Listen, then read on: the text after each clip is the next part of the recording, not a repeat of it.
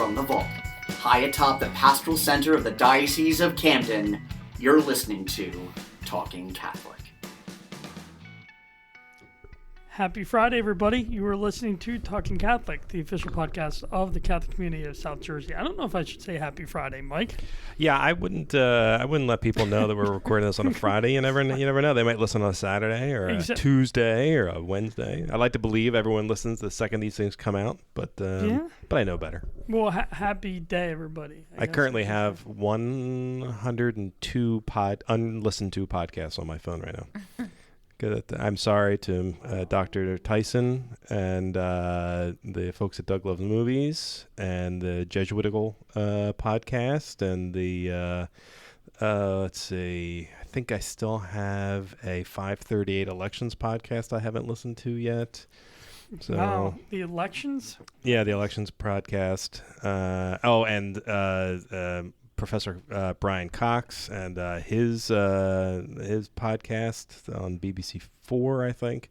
I haven't listened to it. It's terrible. I'm so far behind. That's cool. Yeah, I listened to one of my favorites is Film Spotting, which comes out every Friday. Are you familiar with that? No. It's good. It's all on film. That's really a great one. There's one, Effectively Wild, on baseball, Fangraphs baseball, if you're a stat nerd like me. And it has to know the BABIP of every player or the WAR of every player. Mm-hmm. Did you just know what I said? The BABIP, the batting average of balls in play. Yes. Okay, good. See, you're a stat head too, like me. I appreciate. I'm a firm believer in the use of data in sports. I think it's a great thing. It's interesting. Our the team right now here in Philadelphia in this Delaware Valley. You won't even speak their name because you're so angry at them right now for the losing the Phillies, run that they're on? They're pretty bad. That's not fair. They have a winning record. They're having a bad run here. They're having a September swoon. I'm sorry, Mr. Gabe Kapler. No, you're right. I shouldn't say. You're so harsh on a rookie head coach or rookie manager just because he's the most fit human being I've ever seen in my life. And he's not playing. He is totally unlike any other manager. Like, he's not a Charlie Manuel. He's not a Casey Stengel. You prefer your managers to be older, overweight, perhaps with a limp, hard drinking. You want to go back to that? You want a Billy Martin style? John McGraw. We're going back 100 years ago about now. Like Billy Martin. That was I think that would have been fun to live in an era of Yankee baseball between, for 20 years there. You did live in that era. You're not that young. I lived in that era. I remember watching games with Billy Martin playing. Or not playing, managing. I wish I could have been there with the home run chase between Maris and Mantle, 61. And all the drama between Billy Martin and George Steinbrenner that went on in the 70s and 80s. The Reggie Jackson, I am old enough to have lived through that, and it was wonderful. The straw that stirs the drink, right? And that was pre-ESPN, and it was still, front page news. I mean, that would have been, I think that era, if I could, there was a question once, what era of baseball would you have wanted to live in, if not now? I probably would say the 60s, 70s. I just think, I don't know, Mickey Mantle is just one of my favorite ball players. I actually was at spring training for the Yankees a year and a half ago. It was very nice. I have a family member who works for the Yankees, and she said you can get anything you want from the Yankee store. Mm-hmm. And I did get something. I got a Mickey Mantle jersey. That's the only one I'll ever get. I got not a jersey, but a shirt. What did they call it? It's a tee. Oh, okay. I was going to say, you got a Mickey Mantle jersey? That'd be impressive. No, that'd be expensive. Yeah, no. I shouldn't say jersey. It was, but it's weird because now that I think about it, it had his name on the back, and Yankee players just have the number. That's how you can tell them. Mantle was 7.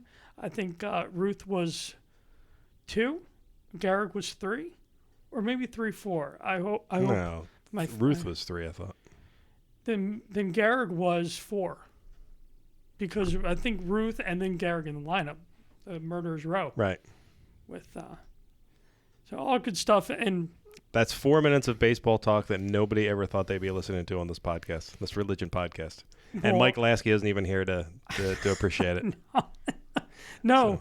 He'll be happy, though. We'll have to tell him. Don't skip this part. But Today, Mike, we have to. I think today I woke up to all this stuff going on in North Carolina.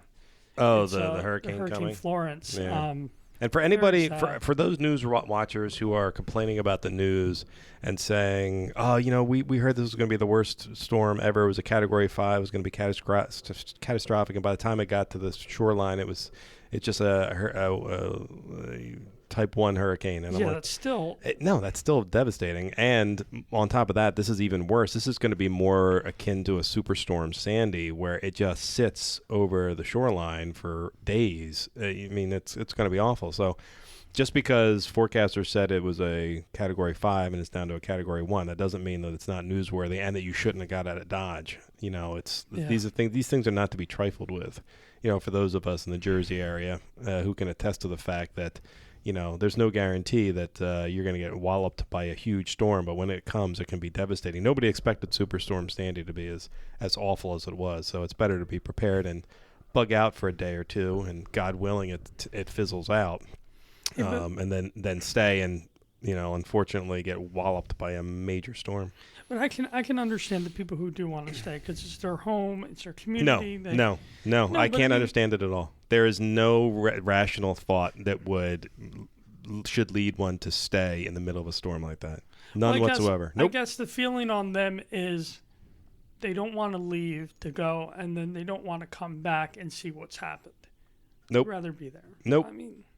It's very sad. We just our thoughts and prayers are with, and our thoughts and prayers with anyone who got out, and if you decide to stay, you're going to be in our thoughts and prayers. Just know that one of us will be thinking of you angrily, because you're putting other people at risk by deciding to stay there, and first responders who might have to come and haul your butt out after, or your body, one or the other. Well, they were saying too. One of the things is if you were going to stay in the house, put your name and your social security number or your birthday on your arm. Yeah. If you have to do that, and there's a reason to get, and there's a way for you to get out, you have not gotten out. You have not listened. Get out. Yeah, no. I know these things are this serious. podcast is going to come out after this, but so no one will have heard it, and nobody from North Carolina is going to be, or South Carolina is going to be listening to it. But for those of you at the Jersey Shore, should a storm like this ever hit, get out.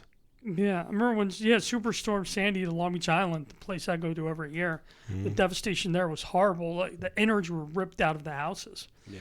On the stilts. Yeah. So just thinking of you guys, stay safe. And Mike, getting into New Jersey, we have an event coming up in 2 weeks from today, September 28th. Bishop Dennis Sullivan and St. Anna's Church, Our Lady of Hope Parish in Blackwood is celebrating an evening in prayer for the victims of abuse and reparation for the sins of the church. So Bishop Sullivan is inviting the clergy, religious, and lay faithful of this diocese for an evening prayer service. And we have to remember, Mike, in our faith, the act of penance, both for ourselves and for the Catholic Church, is an important tradition. So come on out to this in humble prayer for those who have been hurt by the church and its leaders. It's going to be 7 p.m., 701 Little Gloucester Road in Blackwood, September 28th, Friday. And if you can't make that, 1 week later on October 5th, each of the 5 deaneries of the diocese will host local prayer services as well, also at 7 p.m. And those are on October 5th. Those parishes are St. Joseph the Worker in Haddonfield, St. Andrew the Apostle in Gibbsboro, St. Catherine Drexel, Egg Harbor Township, the Church of the Incarnation in Mantua, Christ the Good Shepherd in Vineland, and Our Lady Star of the Sea in Cape May. So come on out to this. Fridays are, it was intentionally decided to do this on the Fridays because, certainly in the Jewish faith and for years and years and decades, hundreds of years actually, in the Catholic faith, Friday nights were solemnity nights. They were times when Friday penance was not just, during Lent, it was all year round. You gave up meat on Fridays. You focused on your faith and you focused on what you had done wrong during that previous week to start the new week fresh. So Fridays are usually designated for looking back and and asking for God's forgiveness for the sins you've committed. And this event is specifically designed for us to come together to pray for those who've been abused, but just as importantly, as a reminder and as an offering of penance for the sins of church leaders going back decades that we know of. So all people in the diocese are invited to be there. I believe all the priests of the diocese will be there. The bishop will be there. I'll be there. All the directors of the diocese will be there on hand. And so we hope that parishioners from all over the diocese can certainly come to the one on the 28th, but if not, the one on the 5th in your local areas. It'll be a very similar liturgy. Yeah, I think it's the church needs our prayers, and I think it's I hope. I've been to a lot of public events, a lot of Catholic events lately, and this is very much on the minds of people, very much on the minds of our own bishop. I was at a meeting recently where he explained in no uncertain terms that this is a problem of church leadership, and that as church we have sinned against its people, and that the church itself, the people of the church, are good and holy people, but that the administration of the church has failed in a terrible way. And this is going to be one act of, I suspect, many penance in the years ahead. Yeah. So, anyway, we hope people will come out to it. I'll certainly be there. I'll be taking photographs. We're looking into doing a live stream. I can't promise it yet, but we might do a live stream as well for people who can't make it. So we'll be, but it's something we're very focused on. Yeah. And then a few days before that, September 23rd, if you article I wrote on the Catholic Star Herald this week, very exciting news. Bishop Dennis Sullivan has decreed that the parish of St. Padre Pio become the diocesan shrine of St. Padre Pio. And that will take place on September 23rd, Sunday. Very exciting news. St. Padre Pio, Lori Power and I did a Talking Saints that will be coming out, actually, on his feast day, the 23rd. That's right. So you want to hear the life. He's just and read the story as well. Cheap plug for the Star Herald. But the festival, the 16th annual St. Padre Pio Festival, is taking place from noon to 6 p.m. on 4680 Dante Avenue in Vineland, New Jersey. It'll be family fun. There'll be a massive procession starting at 11. And then the festival, noon to 6, there's tons of food and drink. Burgers, porchetta, chicken. It's a chicken barbecue. You can get sausage and peppers. I love the hot roast beef. That's always good. The eggplant parm. Mike, the shrimp and clams sound really good too. Hey, listen, good food for me. Yeah, and desserts by Cafe Pio. I guess that's something they do on beer, soda, and wine. Farmers market. So then it's interesting. There's an Italian mass at 2 p.m. So come on out to this September 23rd, noon to 6 p.m. for the 16th annual St. Padre Pio Festival in Vineland, New Jersey. And another, like we got there, we've had Kevin Hickey on and Mary McCusker on recently talking about the Justice for All dinner and award ceremony taking place October 4th at the Resorts Hotel in Atlantic City. 15th annual, it honors all the proceeds will be used to provide direct assistance to the poorest and most vulnerable served by the important work of Catholic Charities in our diocese. And this year, honoring Sister Norma Pimentel. She's from the Catholic Charities of the Rio Grande Valley. And the local Disciples of Mercy awardees who were just announced in the Star Herald this week. So pick up your copy at the Parish or CatholicStarHerald.org. So again, October 4th, 5:30 p.m. for the Justice for All.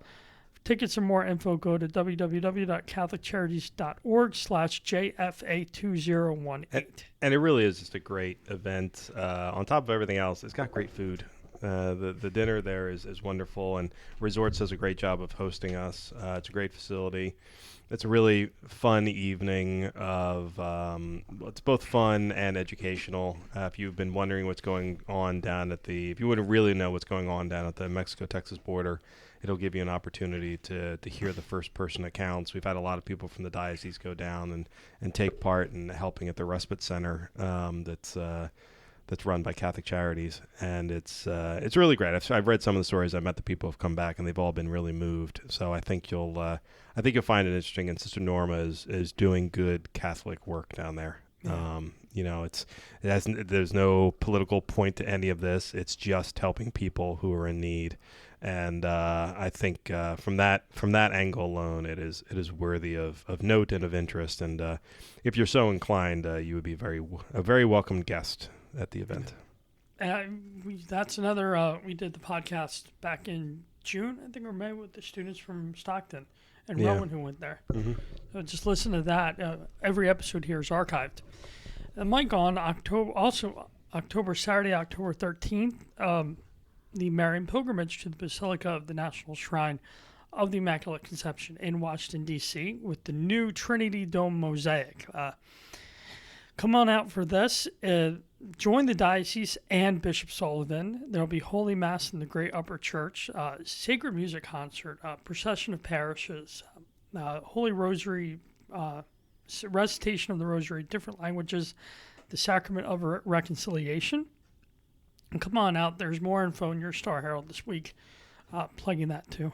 Yeah, I really hope I get to go to that, because I desperately want to go to the pilgrimage. I got to see how the schedule's going to work out, family schedule, but I'm really hoping we can go down.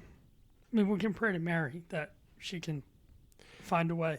Wherever the Lord needs me and wherever Mary wants me, I'm there. Fiat, like she said, let it be done unto me. I really thought we were talking about the car for a second. Sorry. My bad. Wait, the car? Like I needed to be in a Fiat driving down to the shrine. And I would do that. That's fine. I love Fiats. That's fine. But my brain went in a completely different location. I would like to apologize for that. Well, that's understandable. Mary had a Fiat, and the apostles had a car too. They all traveled in one accord. Oh, Catholic jokes. They're my favorite. Good job. We'll be here for about, another hour or so? I don't know, because this is officially now the longest intro we have ever done. We are now at 17 minutes and 23 seconds. Should we? So I would like to apologize to our guest. And we have one more. No, we have one more. Okay. We have one more ad to go, and then we will go. Mike, I just have to say something to you. That you desperately want to do just a you and me podcast again, because that got no ratings. Nobody wanted to hear that. I think you should man up, Mike. Oh, well, that's not the first time I've heard that. You should man up. Man up. Go to this men's spirituality conference called Man Up, South Jersey. It's taking place at the Conference Center at Paul VI High School in Haddonfield, New Jersey. This is November 10th, Mike. I'm very excited. It's a one-day conference for men like you and I to encounter Christ in a special way. Or better men than you and I. Yeah. Or worse men than you and I. All men. Not just men like you and I. I do think you're a sterling character. Like you are. Sir. I mean that. You are a better man than me. No, that couldn't be further from the truth. You were easily. Ask everybody we work with. Oh, stop. Who's the nicest human being, nicest man they know? It's one Peter Sanchez. Peter J. Sanchez. Actually. J. I can never remember. No, you sound like a detective. Peter J. Sanchez. Yeah, it rolls off the tongue. What does G stand for? Guillermo. It is Spanish for William. So it's Spanish? It is Spanish. Guillermo. Guillermo is Spanish? Yeah. Okay, that's sarcasm. I know what you care. It's like the fact that you pointed it out. I thought you were going to say, you mean it's not Italian? No. I don't know. Okay. So you would like me to man up? Yes. Well, I will be manning up too, hopefully to this November 10th. So come on out. Individuals, men will be spiritually equipped to become a better husband, father, son, employee, a better man, and help us become missionary disciples who lives and leads others to a joy-centered, Christ-centered life. It's almost as if you're reading it off the back of a card. Good job, pal. I paraphrased. All right. No, it's a great event. I've been on the planning committee. we've had Deacon Anthony, CO, who's heading it up. I'm on the planning committee for it, along with a couple of other former guests, Father Hughes, names who are now escaping me. They're also on it. But anyway, it's really being put together specifically for men, and men in today's day and age, I really do believe have a difficult time embracing their faith publicly, and understanding their space, and really taking the time to focus on their faith. I went to Man Up Philly in March of last year, and I found it to be a truly impressive display of spirituality and thinking specifically designed for men to embrace and to feel comfortable embracing their faith and publicly embracing their faith. So I really think there's a lot of men that could be truly touched by this kind of an event, and it's nothing like it's ever been held in South Jersey before. But so I really hope that people who are inclined will come out to it. Wives, encourage your sons and husbands. Mothers, and encourage your children to come. But it's open to men and boys of all ages. It's going to be a great event. We'll have mass. We'll have adoration. There'll be a bunch of very powerful speakers. Bishop Sullivan will be there later in the day. There'll be confession, tons of food. It should be a great night, and it's a great day. And it's going to be at Paul VI, the conference center at Paul VI High School. So it's really great, and it's just go to manupsouthjersey.org. Actually, .org. Actually, it's both. We own both of them, just in case. Wonderful. Manupsouthjersey.org or .com, and we'd love to see you. I'll definitely be there. I'm gonna make Pete go, and who knows? One day maybe they'll have us as speakers, or maybe we'll do a podcast from there. Maybe that's what we should do. I wouldn't think of nothing better. Yeah. November 10th, that'll clear my calendar. And now that we've talked for 21 minutes, there's one other thing we need to bring up. That our 100th episode is coming up, and we're debating about what to do with the 100th episode. So we've got a bunch of ideas that we're going to roll out over the next couple of weeks. We won't talk about them now because we've taken up too much time as it is. But look forward to that coming down the pike. Yeah, very much so. Let's just say Pete spent a lot of time putting together a field of 64 yesterday. So, which means I really need to give him more work. But no, it's really cool. So I enjoyed doing that. I feel like Joe Lenardi. Yeah, I'm the bracketologist. There you go for the podcast. Yeah. So, and one of the other ideas aside the field of 64, we're also looking at maybe doing our first live event. So we'll see if anything comes to fruition with that, and see if there's a care. If all of you'd like to come out to a live event, let us know. Well, Mike, it's hard enough sometimes doing this. We'll make sure there's alcohol. We really get the talking going. Okay, now that we've officially gone to 22 minutes and 35 seconds of intro, Pete, who is here with us today? Well, we have our most patient guest ever. I know. She didn't utter a word the entire time. It was very calm. We have Deborah Smaldore. She is Director of Religious Education. That's your title at St. Rose of Lima? Yeah, correct. Yeah. In Haddon Heights. And we just had your boss, Father Joseph Byerly, on about a month ago. Oh, I didn't even know that. Oh, yeah. He was on the podcast. Yeah. And so thank you for joining us on this Friday. Sure. Mm-hmm. And you're in, you said Parish is kind of in dress down. Fridays are more casual? Yes. So I'm really glad this isn't a visual interview. Don't worry. Most of the time, Pete's the most casually dressed person here. Exactly. I did put on a tie for you. No. Thank you so much. Yeah. And I have silver sandals on, so that's the effect. Silver sandals. Yeah, dressiness today. I do think you look very lovely today. Thank you very much. I like the color. Yes.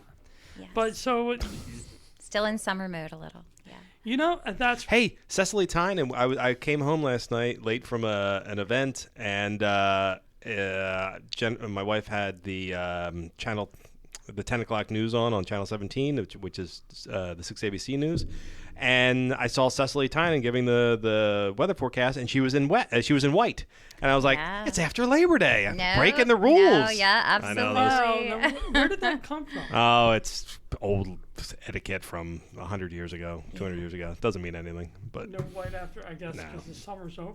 Yeah, that's the idea. That's the idea. And then you don't wear it again until Memorial Day, but it's all bogus. Yeah. Wear whatever you want. And frankly, with the heat and the humidity, oh yeah, you kind of It was push it a little.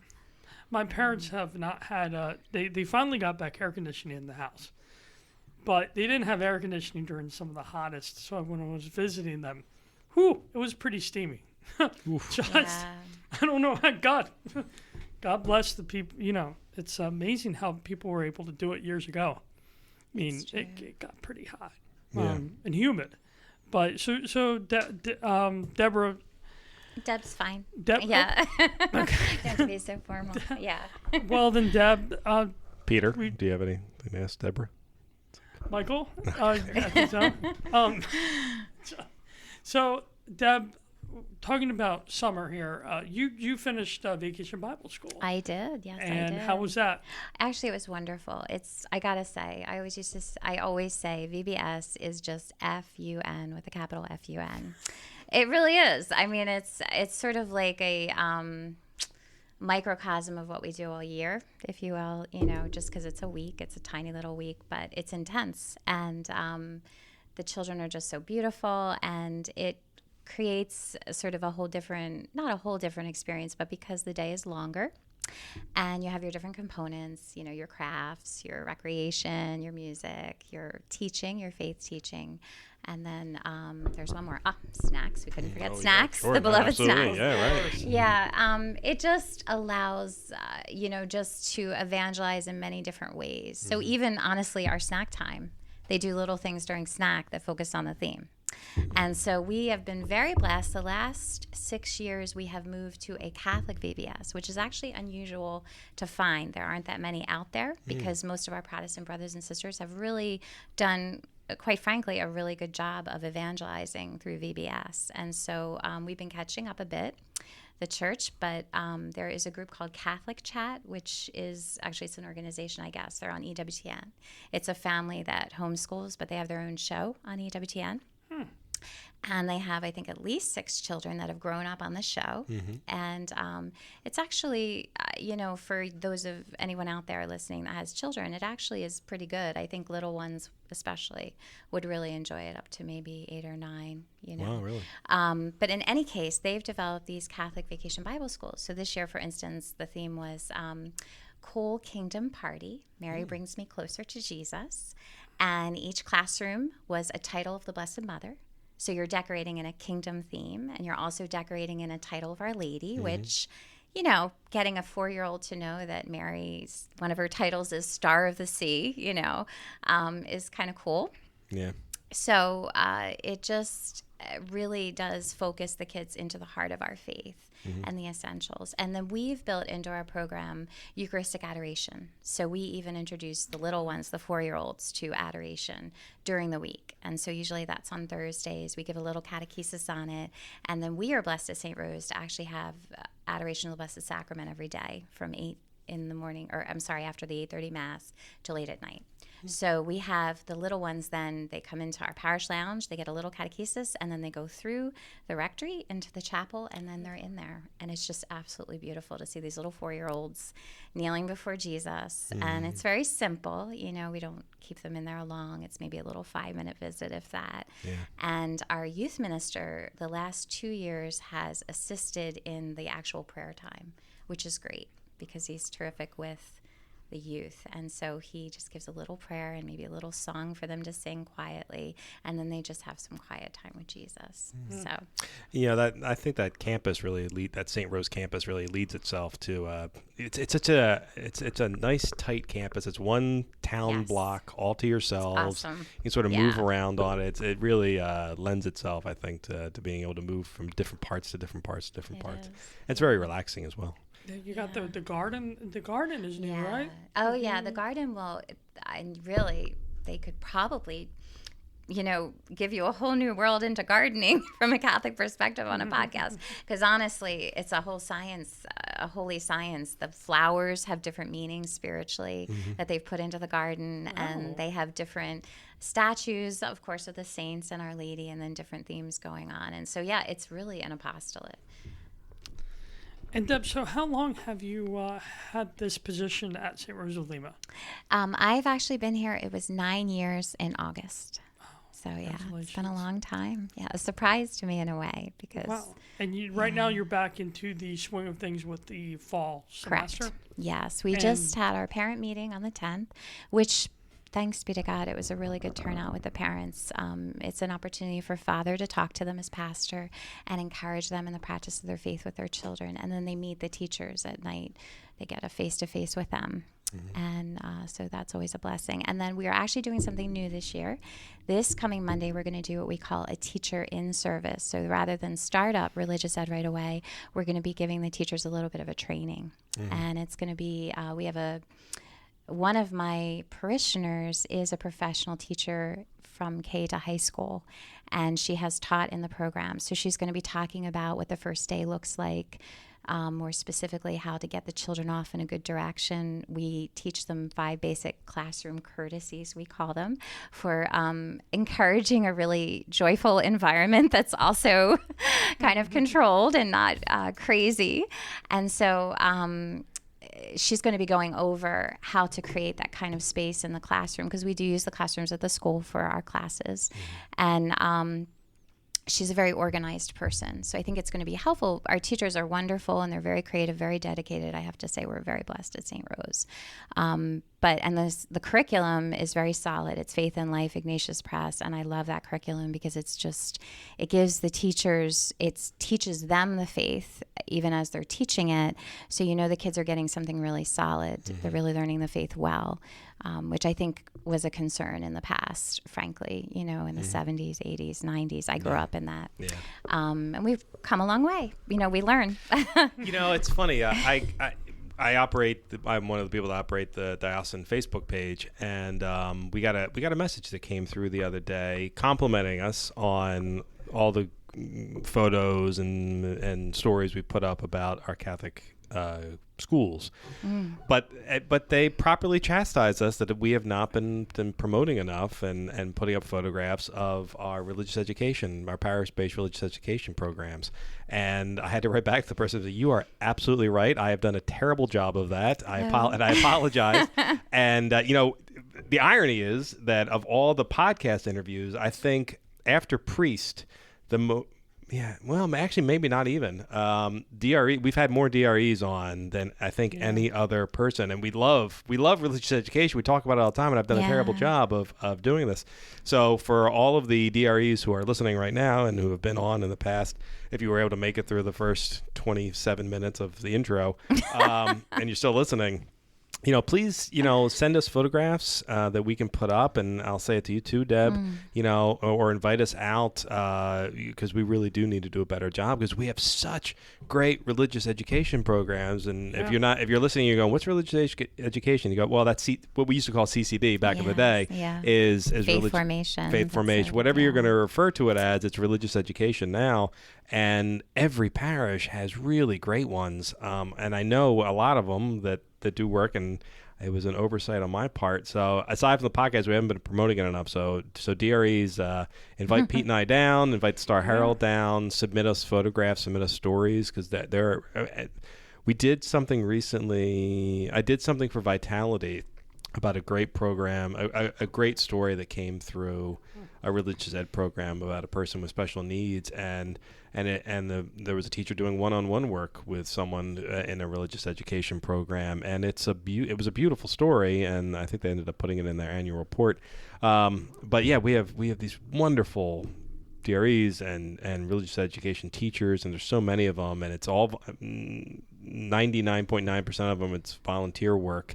My wife did it. True. My wife did it several years ago. And she came to me this year and she goes, Mike, I think I'm gonna do the religious education, sign up to be a religious education teacher again. I said, that's great. Yeah. Pick the 8th graders because they're more, it's my humble opinion. I always have a blast with 7th and 8th graders because at that point they get sarcasm and it's a little bit more fun for me. Yeah. I can't teach K to 6 because, maybe 6th graders are sarcastic, but my son at 5th grade he's definitely speaks in sarcasm, but that's because he grew up in my house. So. Yeah. But he's one of the few. I try to goof around with his fellow students, and that doesn't work. He's like a little They're Mike. all nice. So it's like, what? Is he like a yes, he's definitely like a little Mike, and my apology to the world for that. But Well, you're talking about 7th grade. I taught. I had the privilege of assisting. I was a teacher's aide for 7th grade. you were? I was. I would love to have seen that.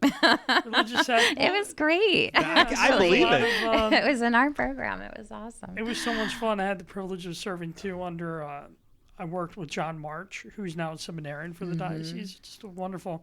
Yeah. The class was good. The year was good, but things. Nothing personal for not coming back. I just. That's okay. Life, maybe one day I'll step back into those hallway because they're just so. How speak about if you can. You grew up in Haddon Heights. I did, yes. And where did you go to school? Actually, I went to St. Rose for 8 years, and Paul VI for 4, and then Rutgers University in New Brunswick for my undergrad. Yeah. So going back to, being an educator now and seeing these students in your school where you used to roam the halls. Yes.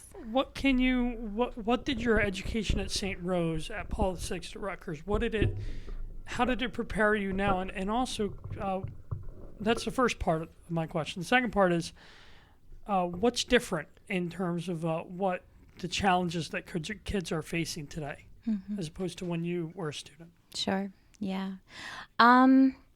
I would say when I went, we were blessed. We had a solid faith formation in our schools, in all of them, which, sadly you can't always say that, but we did.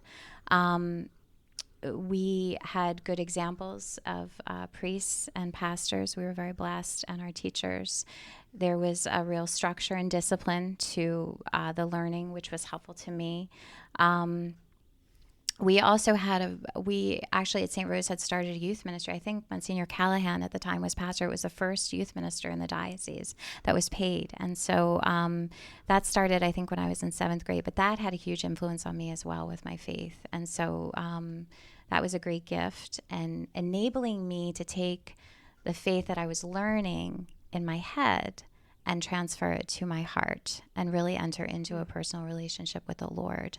And I think that has always, frankly, been the challenge of, making sure that we're doing both in whatever, it is we're doing in catechesis, whether it be in a Catholic school or in a CCD program, that we're really enabling the children and the families to encounter the living God and to really have a personal relationship with Him.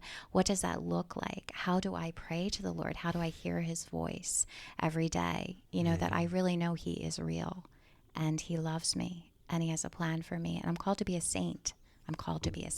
Yeah. That's one of my big, all of us as DREs, but that's a huge focus at St. Rose, of course. And so I think that that continues to be a challenge of creative ways, actually, and that'll be one of our aspects of our teacher in service, because in addition to we have a 75-minute class each week. But in addition to the curriculum, I tell the teachers it's just as important, if not more important, that at least 10 to 15 minutes of that class time be an encounter with the Lord in prayer. And what does that look like, and how do you do that? How do they learn how to pray with Scripture? How do they learn how to hear His voice in the quiet?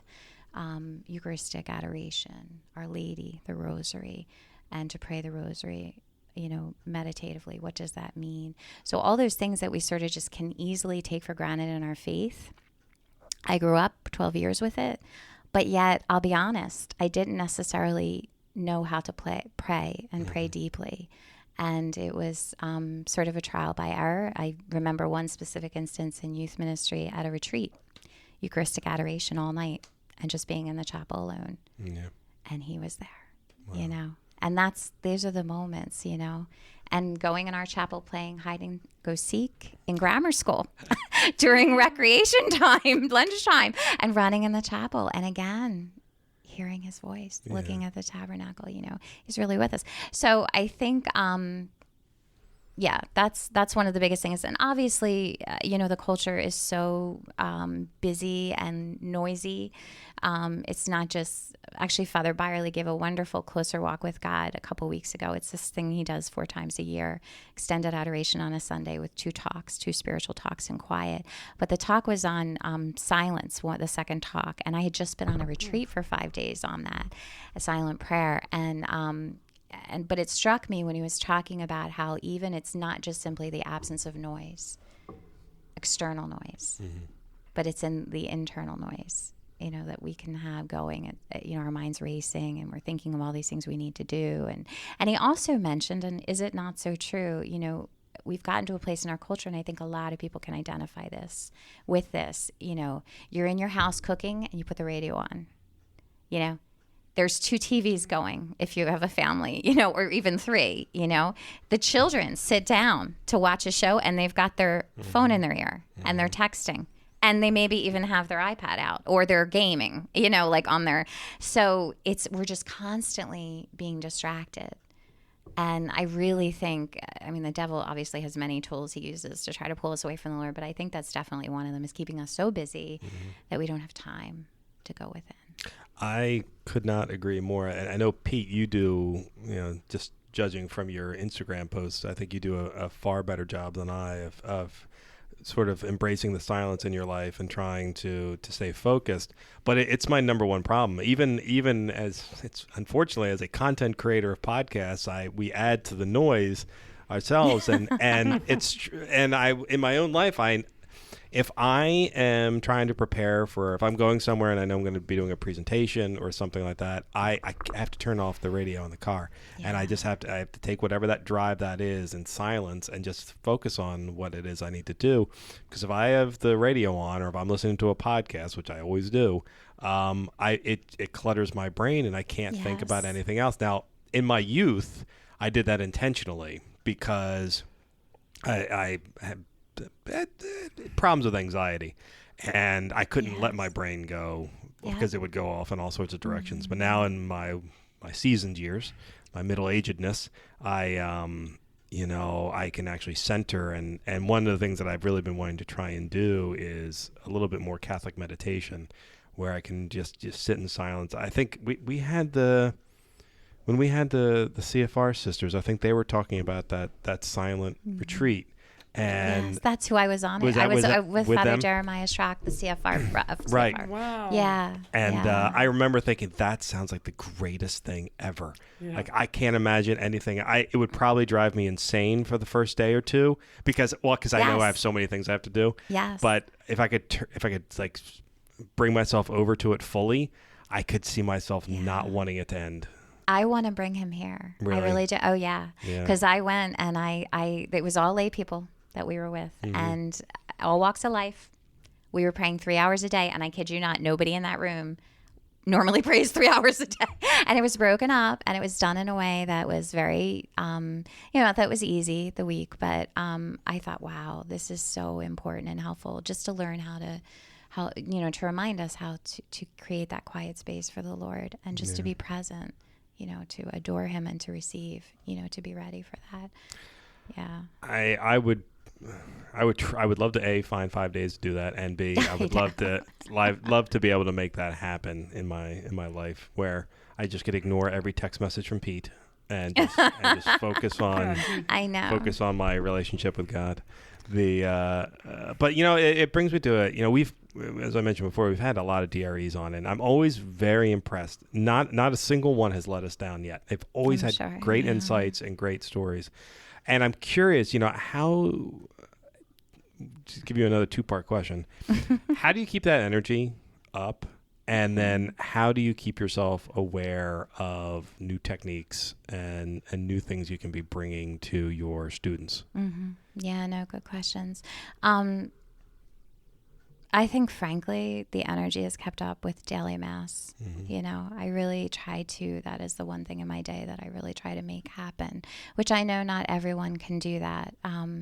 But for me, it's just my rock, my connection with the Lord. And the other aspect of that discipline is that I really try to do a 15-minute Thanksgiving after Mass so that I'm having that quiet time, even just that. it's very helpful, and then building from that, the other prayers into my day that I can throughout the day to be connecting with the Lord. But that really, I believe, it's all good action flows from our union with the Lord and the being with the Lord. And I so strongly believe that with my mission, that if I'm faithful to my relationship with the Lord and to the striving to holiness, I'm not perfect by any means, Mike, at all. And I'm still striving to build the prayer life that I think the Lord expects of me and wants of me, because it's so easy to take to put on the movie at night, to do the little things that, to take those moments that aren't necessarily bad, but that are just omissions of opportunities to be with the Lord, but I know the truth that when I'm faithful to my prayer, He's able to bless the mission, and then just on a practical level, I was blessed at one point to be with the Sisters of Life. So I had exposure to a lot of good formation through them and a lot of good people doing a lot of good things. I was a Respect Life coordinator of the diocese at one point in my position with the sisters. And so I, again, connected with a lot of evangelization groups that were doing really kind of cutting edge stuff. And so I've sort of kept those connections and sort of tried to stay on top of, what's the latest thing that Ascension Press, for instance, is doing. Yeah. Matthew Kelly, what's he got coming out? Because he's a really good evangelizer. Chris Stefanik, these are kind of cutting edge evangelists, for youth and for family. So I just kind of stay informed that way. I'm on emails that come in and I take a look at things as I can, but there's also something to be said for, and I don't say this lightly, yes, the program can make a huge difference. But at the end of the day, I come to this more and more. We just need to create the place for the children to encounter the Lord and their families. Because once you do, it's not anymore about telling someone about the Lord. They know, So it really is, And so every year we start with a theme. And I told the parents this year our theme is, be still and know that I am God. Be still and know that I am God. And I took a few moments to share with them on my retreat, because I said to them, usually when you go on retreat, you pray in a chapel. And we did that. Mm-hmm. But the majority of our prayer was actually in a circle. So for some people, you might go, ugh, like I did. I'm not a sharer. I don't like any of that kind of stuff. I like to be quiet with my prayer. But here we were, 18 people in a circle. And he turned the phone on, 25 minutes of silence. Then get up for 5 minutes, go get your coffee, use the bathroom, whatever, go outside and shout. Come back in and do 25 more minutes. That's what he did. He did the shifts. But the whole thing was, Father reminded us that, we're not priests and religious. We don't have the privilege and the grace to live with the Blessed Sacrament like they do. But he said, we have the divine indwelling. We have the Blessed Trinity by virtue of baptism dwelling within us. And I always tell the kids, you are never alone. It doesn't matter how you feel. You never are. If you are baptized, the living God dwells inside of you. So it's a matter of making yourself present to He who is always present to you, always looking on you with that gaze of love. And so I really invited the parents and to take that to heart and to realize that we carry around the Blessed Trinity with us every day. Yes, the Eucharistic presence is an incredible gift from the Lord. It's a sacrament. It's, the summit of our faith, the Eucharist. So whenever we can get there and receive our Lord, He's making us holy. He's making us into His image if we're open and cooperative. But the fact is, He dwells in us.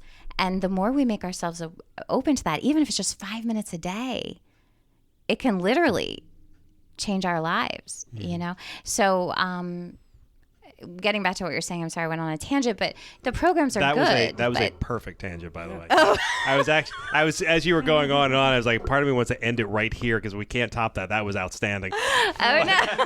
But no, we're gonna keep going. But that was really, really great. We may have to isolate that at some point and put that up somewhere. Just take it for yourself and just play it on a loop for your kids. Oh no. That was great. That was really great. Thanks. Yeah. No, but I can imagine so that's where your energy and your focus come from. I would have a difficult time translating that into a curriculum or bringing that into a school, because that is some pretty powerful but pretty nuanced perspective. So how do you get the kids to kind of react to that and maybe buy into it? Well, the first thing the parents. to react and buy in. I mean, I think number one, and I'm sure all dearies, we're so grateful for our helpers that come to us. But first of all, you're looking for catechists who desire that relationship with the Lord. So where do I look? I look to daily mass goers. I look minimally at people that go to mass every week, but also those who are, I look in our adoration chapel. We're very blessed. So you want to pay attention to your formation of your catechists and really be encouraging them in their walk with the Lord and emphasizing how that is a powerful grace for what they're doing in the classroom. And then in terms of the kids, there's different ways that we do it. And most programs have some aspects of this, but we do 3 masses a year now. And so we do an opening mass, a fall pizza party thing.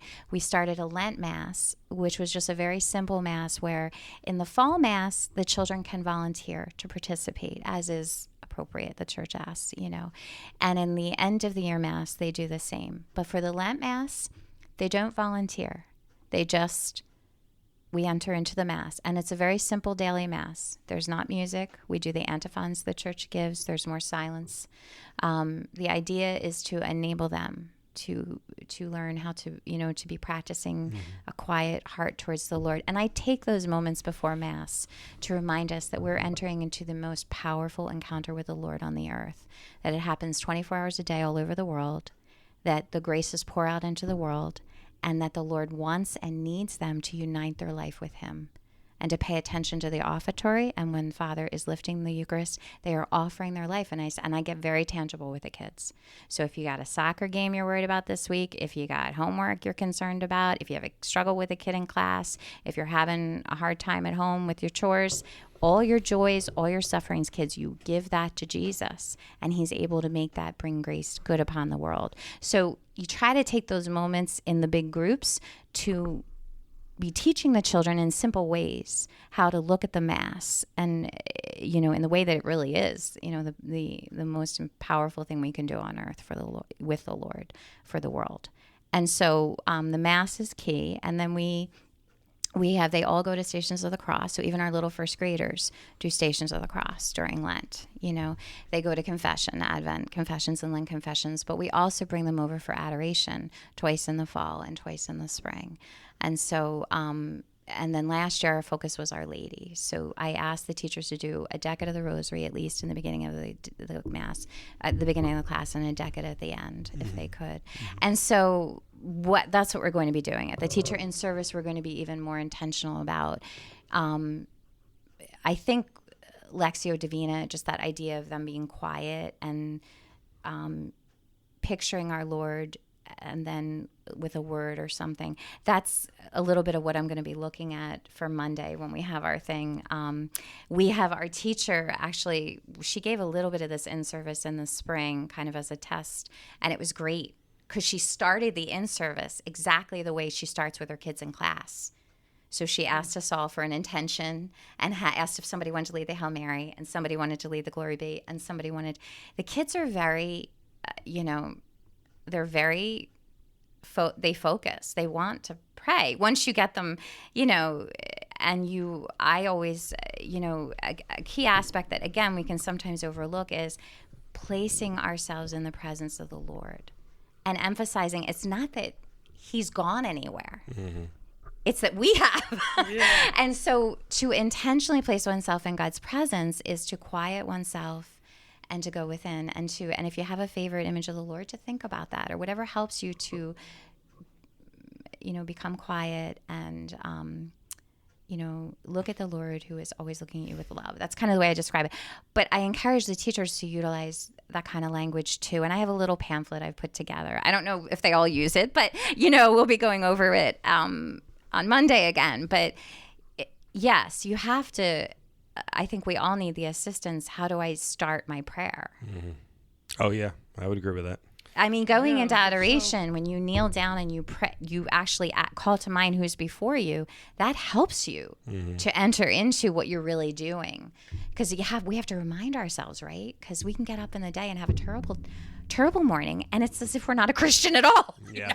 That's why every moment is a new choice for the Lord. Like every moment we have the opportunity to keep choosing Jesus, because that's why, that's how we do differ from our Protestant brothers and sisters. It's not just a one choice, you're done. Yeah. It's every day. And so that's part of that is that. And I think, like you said, the hardest step is always the first step. For me, like to go into adoration, like to put myself in that presence, it's so tough to do. But by the Lord's grace, I sometimes get into, I don't want to call it a zone, but just where I'm kind of actively engaged. And it's it's not easy for me sometimes. Like I use a Magnificat, but I don't use it. I have it, but I should really be doing it more. When I do, I have to say I can attest how powerful prayer is. But even knowing that, I don't, there's no reason I should be doing it more. But I know, and you know just so much. But as Father Byerly said to us at the Closer Walk with God, and it's the truth. There's one person that absolutely is not a person. He's a being who absolutely doesn't want us praying. And he actively seeks to distract us all the time, and that is the devil. He doesn't want it. So I remember John March saying to me, and I thought, wow, all these years of religious life, blessing that I had and all this stuff, and he had come off of a retreat. This was before he went in the seminary. And he said on the retreat, the director just kept talking about, at this point, it's not so much about how much you're doing, it's just being faithful to what you're doing. Go for the consistency. So start small with something reasonable and just try to be consistent with it and build from there, because we get zealous and we're like, oh, I'm going to do this. Exactly. And then it's not so much about how much, because I was thinking, Mike, when you shared about the car, I'm like, the Lord knows you're a husband, you're a father, you work for the diocese, you're single, you have a job that's very busy. I'm a DRE, we're not monks and priests. We can't spend hours praying. He's going to make up for he'll meet you wherever it is. And he will, and I know, don't you know, like when you just give him that 1 minute, boom, something comes. Like that's all he needs. He doesn't need, so just to be encouraged with that,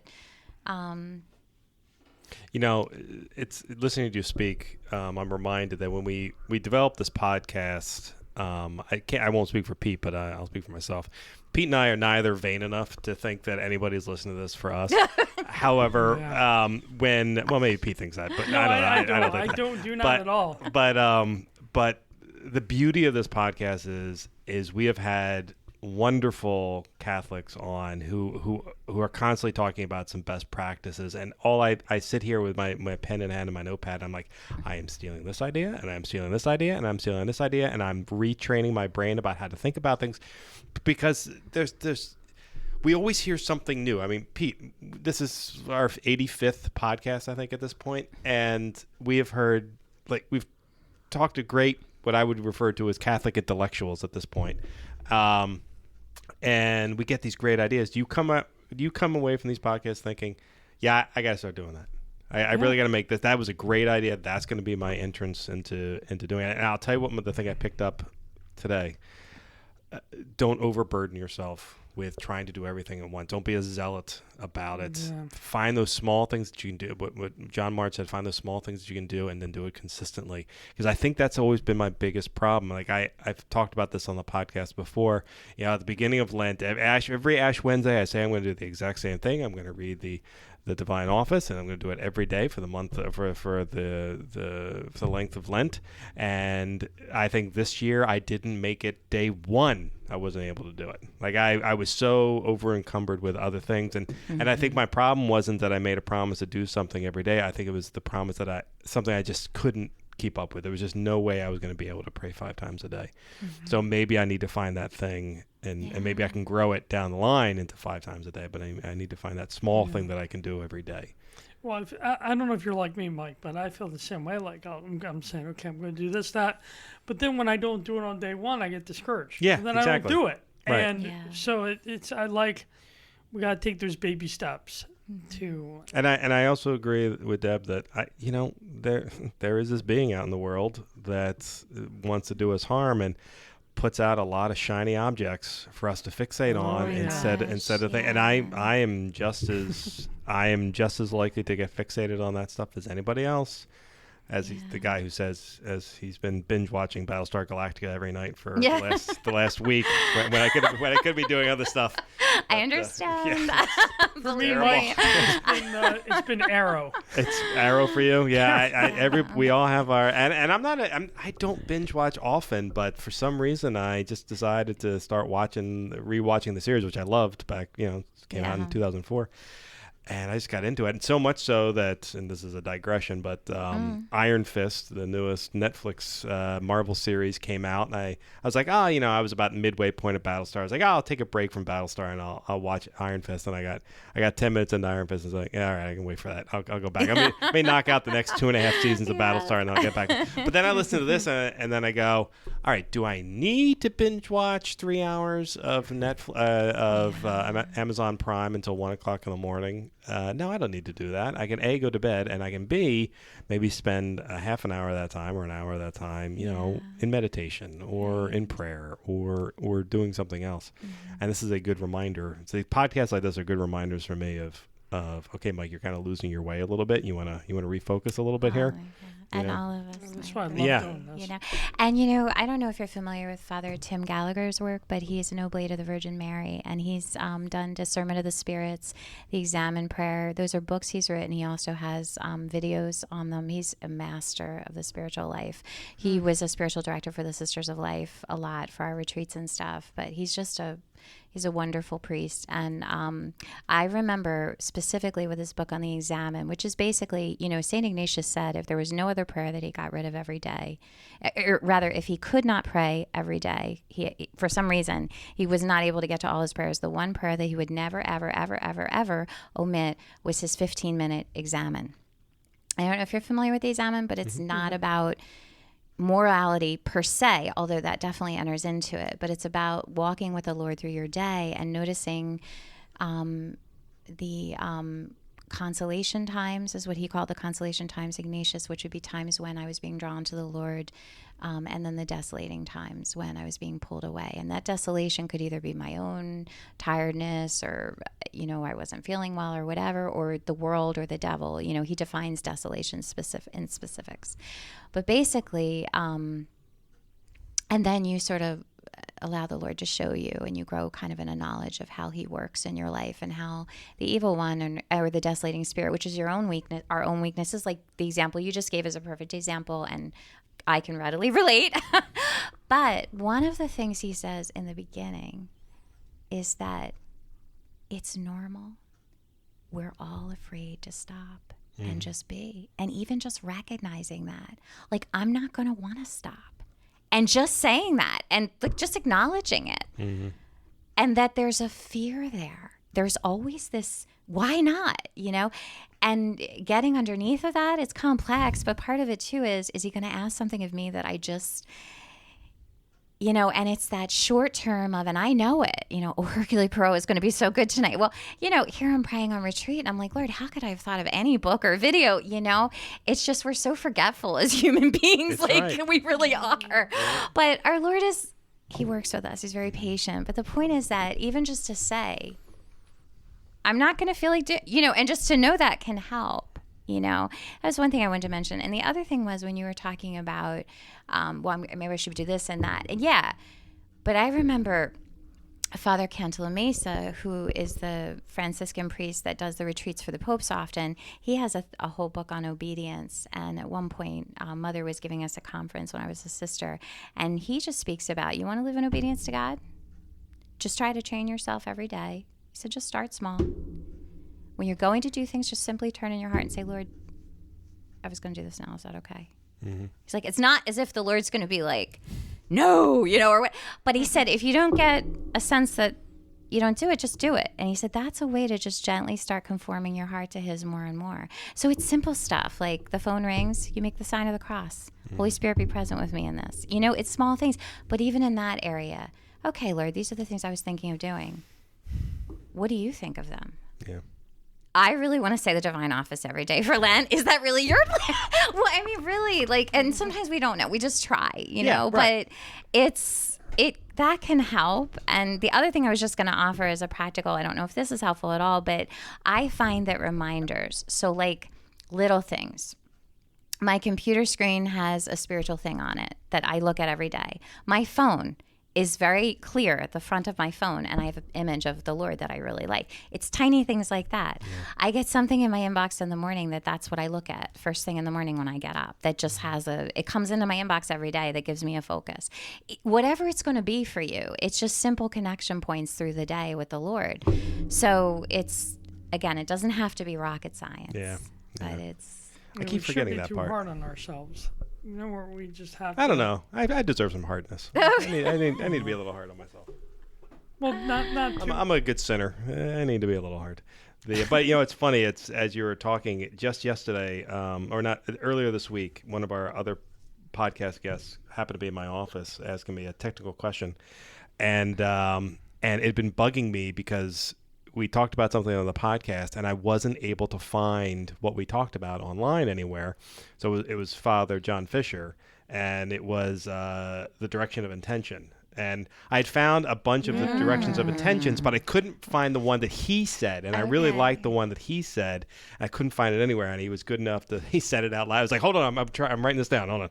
And that's what I did. I wrote it down, and now it's in my phone. And I've tried to remember to use it. And I put it in a prominent place on my phone so that if I'm like, oh yeah, that's right, I'm about to start something. Let me do this. Can you text that to me? No. Sorry, you're on your own. Go find your own Father John Fisher. No, of course I'll. Thank you. Of course I'll text it to you. I'll do it right now. I'll just go next door. Father John. No. Of course, it's a recorded podcast. I could have just re-listened to the podcast, but no. Instead, I sat and waited 6 months before he literally walked into my door. But it's true though. You know, we get so easily distracted and we don't do what we need to do, and we find reasons. You know, I kind of like what you said there about the Lord knows this is what we're going to do. You know, and that He's not asking me to give him 5 prayers a day. I'm making that request. It might be something. I mean, my wife has been very good. Something she's been trying to do lately, far better than me again, is we can't make it to daily mass. There's just no way for us to do it in the schedule of our day. But every Saturday morning, that's her goal, is to make it to daily mass. Beautiful. And our parish got rid of their Saturday morning.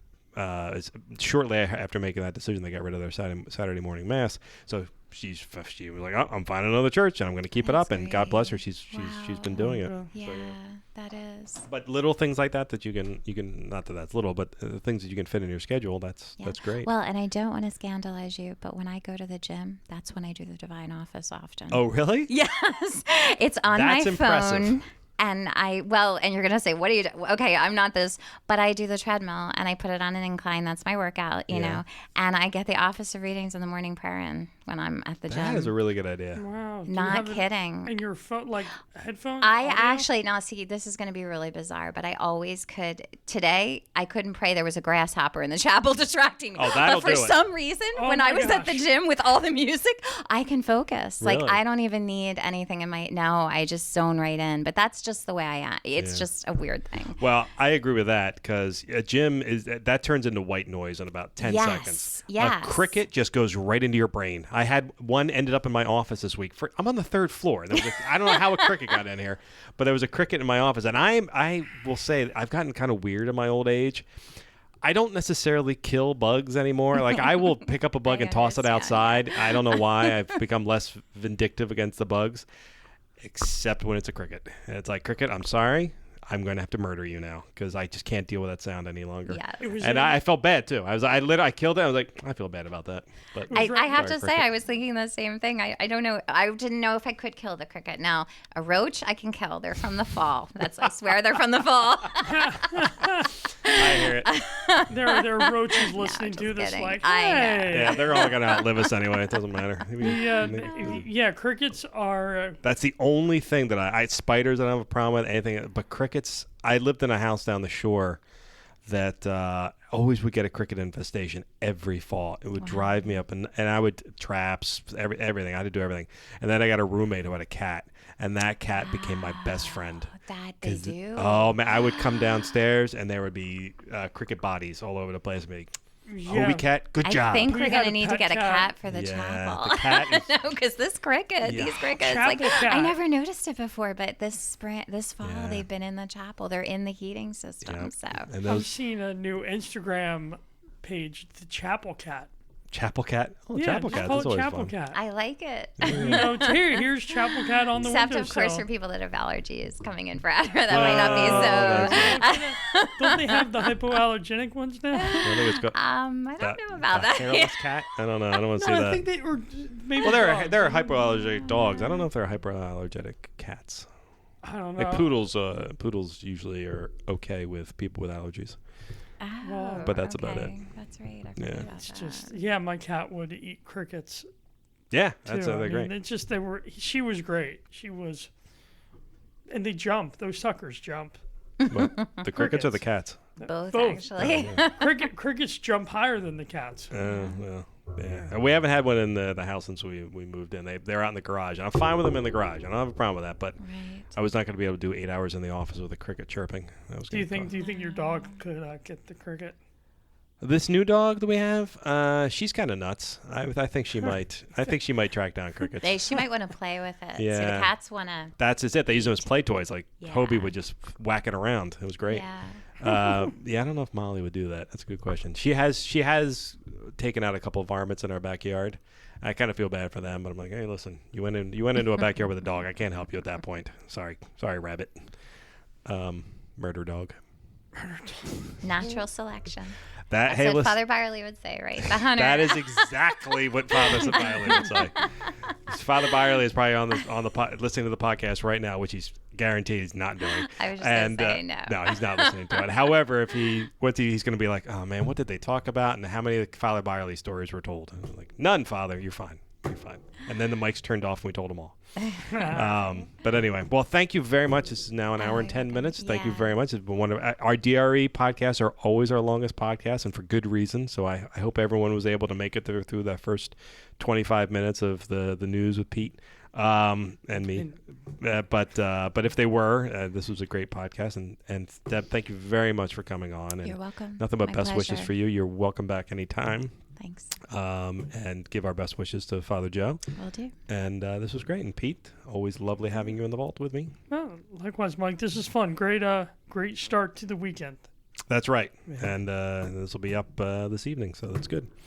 All right. With any luck, we won't forget to take a picture with this guest like we did the last one. So, No, just Sorry, because Father you said Jim. it Don't mind now, if we you will not. forget. No, now we'll remember because I said it right before we finished. So, anyway. Well, thanks for listening, everybody, and we will be back next week. Take care. Thank you.